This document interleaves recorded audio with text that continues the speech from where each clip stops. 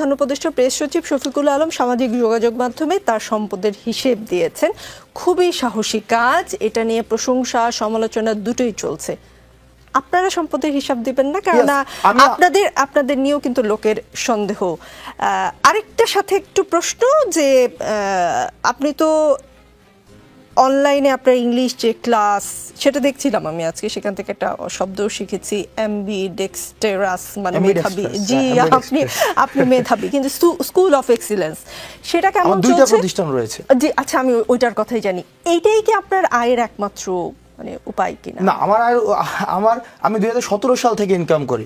আমি 2017 সালের 2016 সালের সেপ্টেম্বরে হচ্ছে আমি ইউনিভার্সিটিতে চান্স পাই, আর 2017 সাল থেকে আমি ইনকাম করি। আমার প্রথমে প্রকাশনী ছিল, এই প্রকাশনী থেকে আমার নিজেরা এখনো বই আছে, এবং পরবর্তীতে আমি হচ্ছে ওই যে শেডু এডুকেশনের যে কোচিং, সেখানে আমি পড়ানো শুরু করি, এবং সেখানে আমার ঢাকা ইউনিভার্সিটিতে আমার অনেক স্টুডেন্ট আছে। আজকে মেডিকেলের রেজাল্ট দিয়েছে, সেখানেও আমার স্টুডেন্ট আছে, এবং আমি এখনও পড়াই। আমি এখনও দেখা যাচ্ছে আমার আরও 2টা ক্লাস বাকি আছে, 25 তারিখ ঢাকা ইউনিভার্সিটির পরীক্ষা। আমি দেখা যায় ফজরের পরে 6টা 7টার দিকে আমি ক্লাস নেই।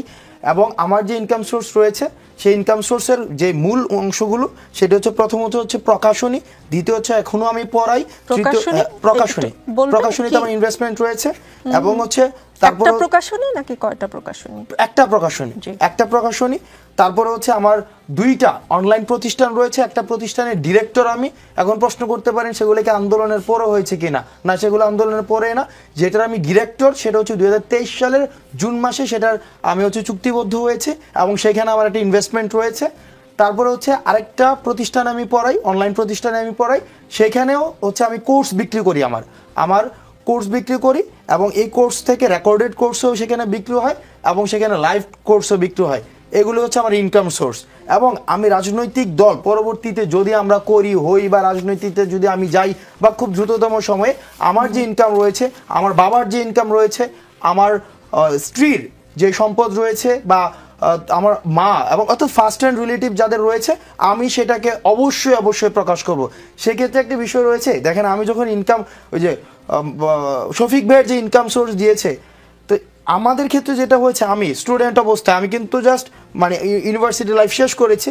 তো আমাদের ক্ষেত্রে দেখা গিয়েছে কি অনেক ট্রানজ্যাকশন আমাদের হাতে নিতে হয়েছে। যেমন আমি একটা কোচিংয়ে ক্লাস নিতাম, 15,000 টাকা দিত, এটা আমি হাতে নিয়েছি, এটার কিন্তু আমার কোনো হিসাব নাই। বা ট্যাক্সের যে বিষয়গুলো এখন আসছে, তখন কিন্তু এই বিষয়গুলো এখনো আসেনি, ওই সময় পর্যন্ত আসেনি। সুতরাং এই জায়গাগুলো স্পষ্ট করে, এবং যেটাকে একদম স্বচ্ছভাবে আমার ব্যক্তিগত আমার যেই ইনকাম সোর্স রয়েছে, সেটাকে অবশ্যই আমি প্রকাশ করব।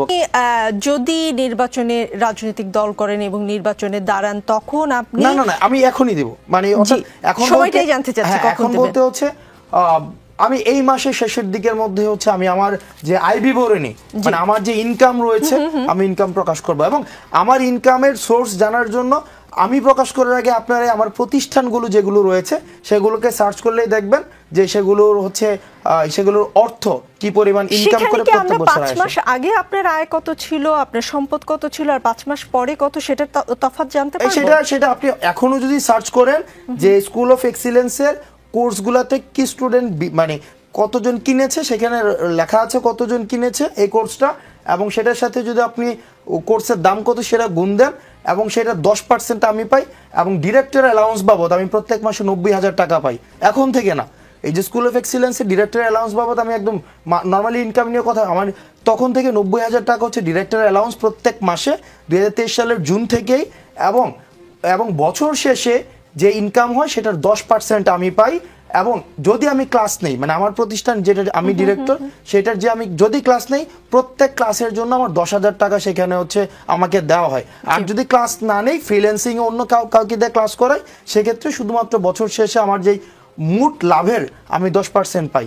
আর আরেকটা প্রতিষ্ঠান যেটা এসিএস, আমি বলছি এসিএসে আমি পড়াই, সেখানে ইংলিশ কোর্সটা এবছর প্রায় আমার 16,000 স্টুডেন্ট কিনেছে।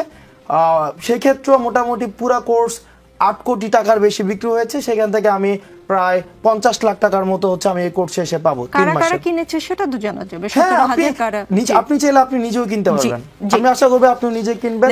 কোন 17,000 আসলে 17,000 মানুষ কিনেছে কিনা সেটা নিশ্চয়ই আপনারা এখনই দেখতে পারবেন। জি, এবং এটা একটা প্রচারও হয়ে গেল যে যমুনা টেলিভিশনে যেখানে 1 সেকেন্ডের মানে 1 মিনিটের একটা বিজ্ঞাপন দিতে 70,000 টাকা লাগে, সেখানে আমার 2টা প্রতিষ্ঠানের বিজ্ঞাপন হয়েছে, আমার 2টা প্রতিষ্ঠান স্কুল অফ এক্সিলেন্স এবং এসিএস। না সেই সুযোগটা আপনাকে দেওয়া উচিত হয়েছে কিনা আমি ঠিক বুঝতে পারছি না। আসছি মাসুদ কামাল, সরকারকে সমর্থন করছি, তবে এই সরকার যদি শিক্ষক সহ বিভিন্ন সেক্টরে বৈষম্য তৈরি করার চেষ্টা করে তাহলে সমর্থন করব না বলে মন্তব্য করেছেন নাগরিক ঐক্যের সভাপতি মাহমুদুর রহমান মান্না।